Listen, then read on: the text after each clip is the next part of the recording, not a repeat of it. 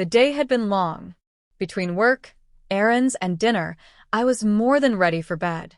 But as always, before I turned in, I made it a habit to say goodnight to my son, Caleb. He was 15, old enough to brush me off if I got too clingy, but still the same sweet boy who liked it when I tucked the covers just right and whispered that I loved him. That night felt no different than any other. My husband, David, was already brushing his teeth when I walked down the hallway toward Caleb's room. His door was mostly closed but not latched, and a soft glow of blue light spilled out from the crack. I smiled, thinking he must have been gaming again. He and his best friend Jackson were obsessed with some new online game and had been on it all week. I gently knocked on the door, not wanting to startle him. "Hey, sweetie," I said softly as I pushed the door open a few inches. "Just wanted to say." And then I stopped. What I saw didn't fit anything I expected. Caleb wasn't at his desk, controller in hand, chatting over his headset. He was sitting on the floor next to his bed, legs crossed.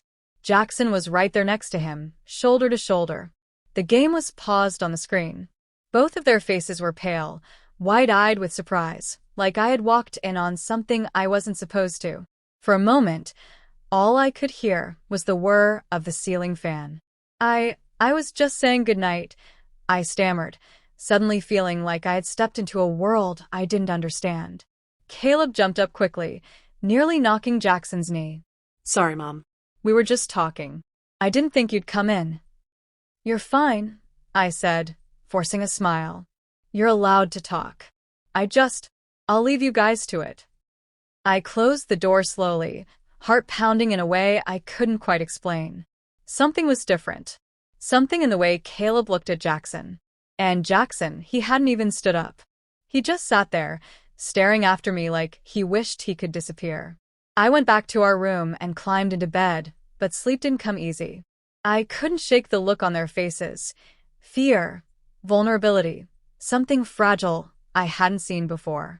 The next morning, Caleb was quieter than usual. At breakfast, he barely touched his cereal. Jackson had gone home late the night before, and there was a distance between us I couldn't ignore. I decided not to push. I knew my son. He was thoughtful, kind, and sensitive. If something was going on, he'd come to me in his own time. I just hoped I was strong enough to listen. Days passed. Caleb was still hanging out with Jackson, but now their meetings seemed shorter, more cautious. One Saturday evening, I found him sitting on the back porch alone. The sun was setting, casting long shadows across the grass. I stepped out with a glass of lemonade and handed it to him. "Want to talk?" He looked at the drink, then up at me. His eyes were tired. "I don't know what to say." "You don't have to say anything you're not ready for," I said, sitting beside him. "But I'm here. Always." He nodded and took a sip, then exhaled slowly. "It's about Jackson," he said quietly. "That night, when you came in, we weren't just playing video games." I waited, letting him find his words. "We were talking about stuff. About how we feel. And then, I told him I liked him.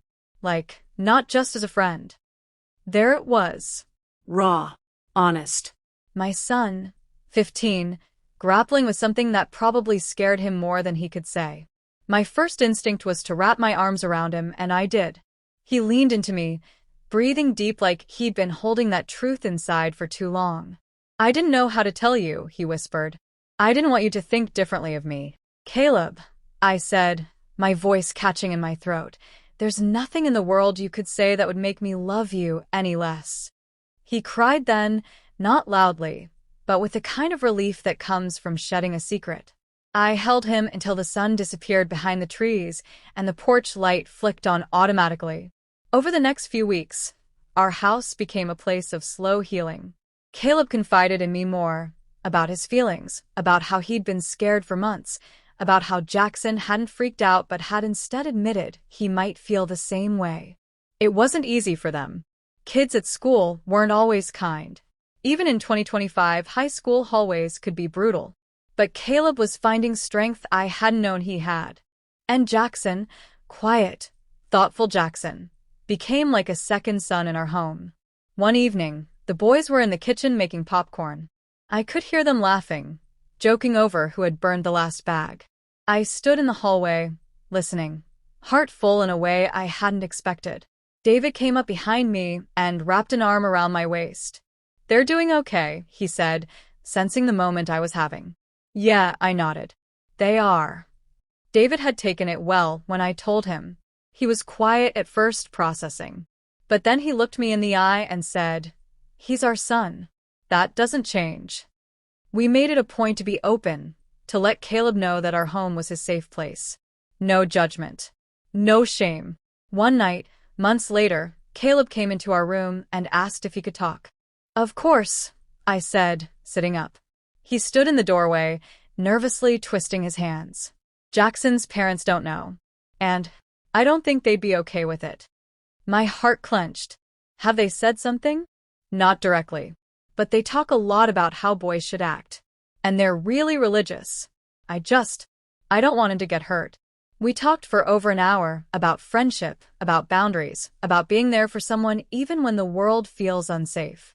It was one of the most grown-up conversations I'd ever had with my son. Eventually, Jackson told his parents. It didn't go well at first. He wasn't kicked out, but the house became cold. He started spending more time at ours, doing homework at our table, eating dinner with us, falling asleep on the couch during movie nights. We never tried to replace his parents, but we made sure he knew he mattered. The boys didn't label anything right away. They weren't rushing into being boyfriends or making grand declarations. They just wanted to be seen, to be accepted for who they were. There were tough moments. Jackson broke down once in our kitchen, overwhelmed by the silence at his house. Caleb held his hand and sat with him on the floor until he stopped shaking. I watched from the hallway, tears in my eyes, grateful they had each other. As the school year rolled on, things slowly improved. Jackson's parents began coming around, piece by piece, uncomfortable but trying. They eventually agreed to meet with us, to talk parent to parent, and though it was awkward, it was a step. The last day of school that year, Caleb and Jackson walked home together, backpacks slung over one shoulder, laughing about something I couldn't hear. They were taller now, more confident, a little more sure of the world and their place in it. That night, I stood in Caleb's doorway again. He was alone this time, reading a book. "Good night," I said softly. He looked up and smiled. "Good night, Mom." "I'm proud of you," I added. "For what?" "For being brave. For being yourself." He grinned and turned back to his book. "Thanks."